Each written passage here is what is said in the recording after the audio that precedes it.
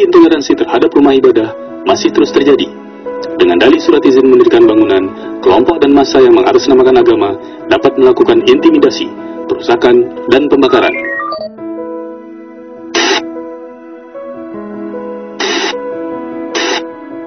Pemirsa, hari ini terjadi lagi bom bunuh diri di Indonesia.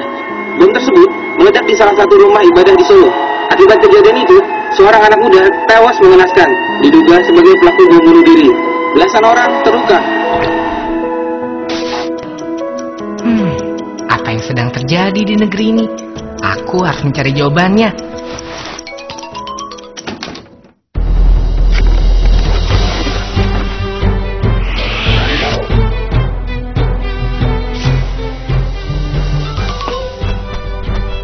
Halo, saya Tara Biru. Yuk kita cari tahu tentang Nusantara. Dulu Indonesia adalah kerajaan-kerajaan yang terpisah dengan latar belakang agama yang berbeda, seperti kerajaan Hindu, Buddha, maupun Islam. Momentum kebangsaan menyatukan Nusantara yaitu Sumpah Pati Gajah Mada yang kita kenal dengan Sumpah Palapa. Lalu Indonesia memasuki era kolonialisme, dimulai dari Portugis di bawah pimpinan Alfonso de Albuquerque pada rentan tahun 1511 sampai 1574. Lalu Spanyol pada periode 1521 sampai 1646. Dan Belanda yang lebih lama pada masa periode 1595 sampai 1942. Tahun 1908, sekelompok pemuda mulai berjuang melawan penjajah. Tahun 1928, ide untuk bersatu melahirkan Sumpah Pemuda.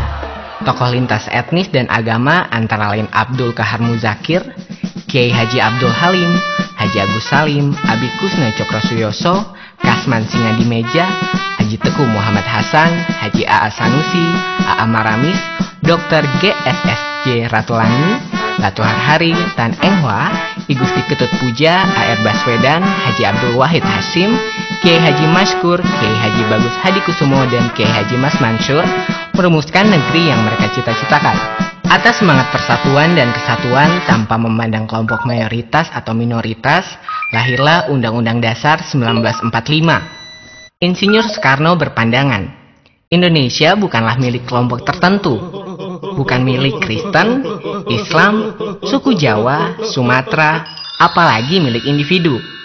Indonesia adalah milik seluruh warga negara Indonesia. Proses lahirnya Undang-Undang Dasar 1945 tidak lepas dari sidang BPUPKI atau Badan Penyelidik Usaha Persiapan Kemerdekaan Indonesia yang dibentuk 29 April 1945. 22 Juni 1945, 38 anggota BPUPKI membentuk Panitia 9. Mereka adalah Insinyur Soekarno, Dr. Andes Muhammad Hatta, Mr. Ahmad Subarjo, Mr. Muhammad Yamin, Kiai Haji Wahid Hasim, Abdul Kahar Muzakir, Abi Kusno Cokrosuyoso, Haji Agus Salim, dan Mr. A.A. Maramis.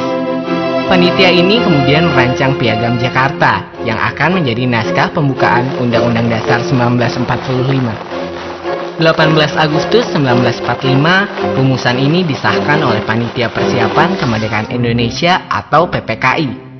Pengesahan ini dikukuhkan oleh Komite Nasional Indonesia Pusat atau KNIP yang bersidang pada tanggal 29 Agustus 1945.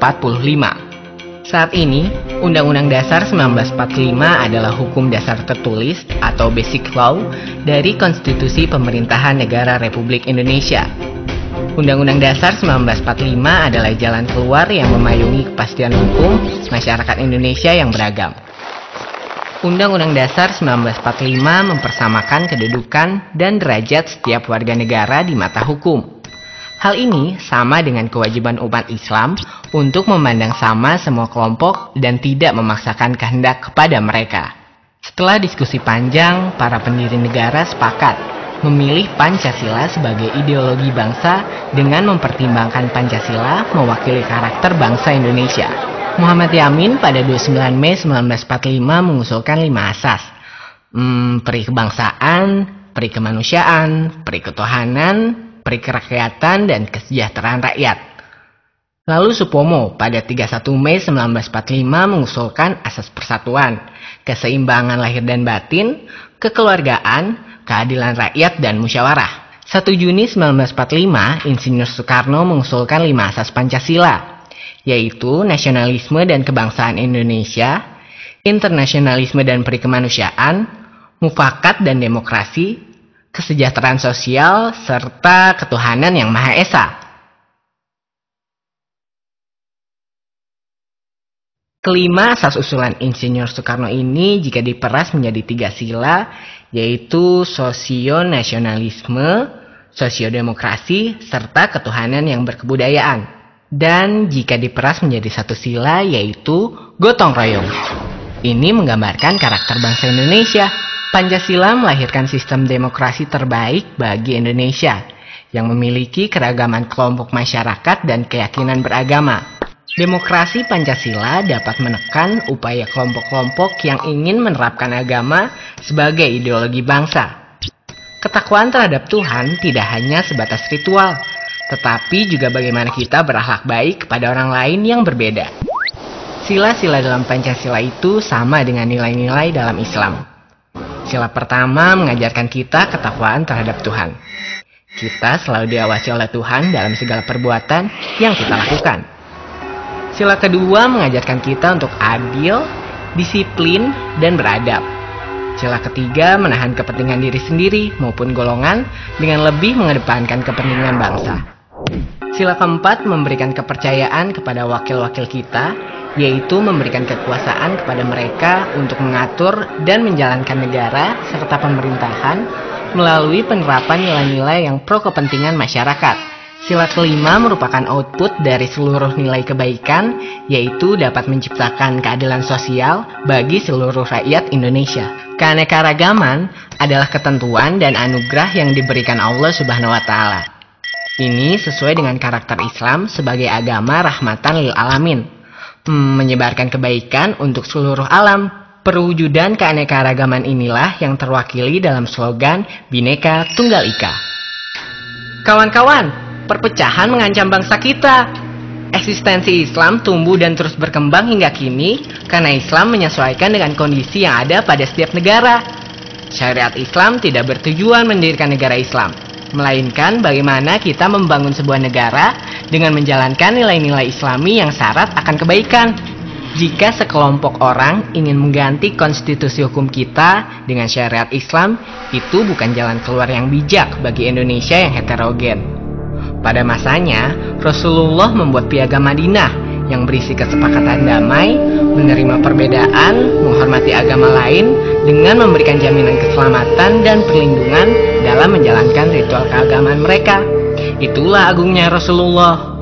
Kita berkewajiban memerangi upaya pemecah belahan yang dilakukan oleh teroris dan kelompok radikal yang hanya mementingkan kelompoknya sendiri dan seolah dibenarkan oleh agama sesuai penafsiran mereka. Indonesia besar karena sikap toleransi yang bisa menerima perbedaan dengan bijak. Daripada Anda meributkan kegelapan, nyalakan saja lilin untuk menerangi. Lebih baik kita berpikir untuk mencari solusi daripada saling menyalahkan.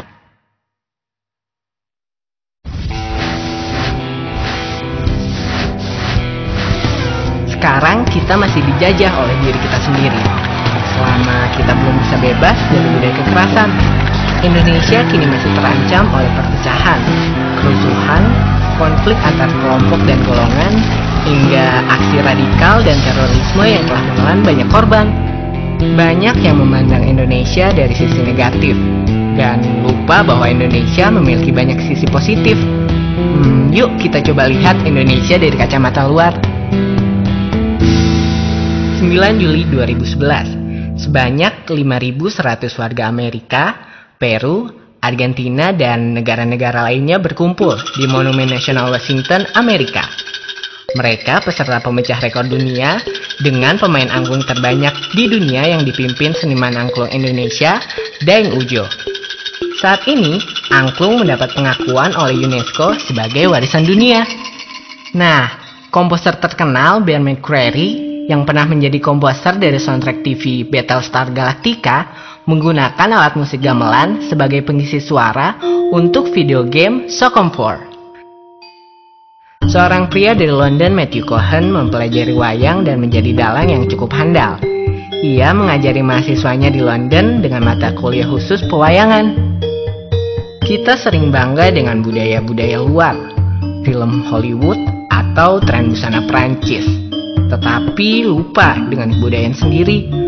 Sementara budaya nasional sedang menjadi tren yang berkembang di kalangan dunia. Salah satunya batik, yang telah diakui UNESCO sebagai warisan dunia asli dari Indonesia. Selain kekayaan budaya yang membanggakan, sejumlah anak bangsa mengharumkan nama bangsa dengan prestasi dan karya-karyanya. Mau tahu siapa mereka? Tim pelajar Indonesia menjuarai Olimpiade Fisika di Kroasia tahun 2010. Joni Setiawan, dokter Rerum Naturalium bersama timnya menemukan planet terbaru yang diberi nama TW-HB. Nelson Tansu menjadi profesor termuda di bidang Electrical Engineering di Amerika Serikat pada usia 30 tahun.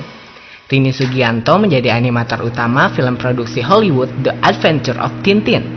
Sampai penemu teknologi 4G berbasis OFDM, yaitu Orthogonal Frequency Division Multiplexing, juga dimiliki oleh anak bangsa bernama Profesor Dr. Khairul Anwar.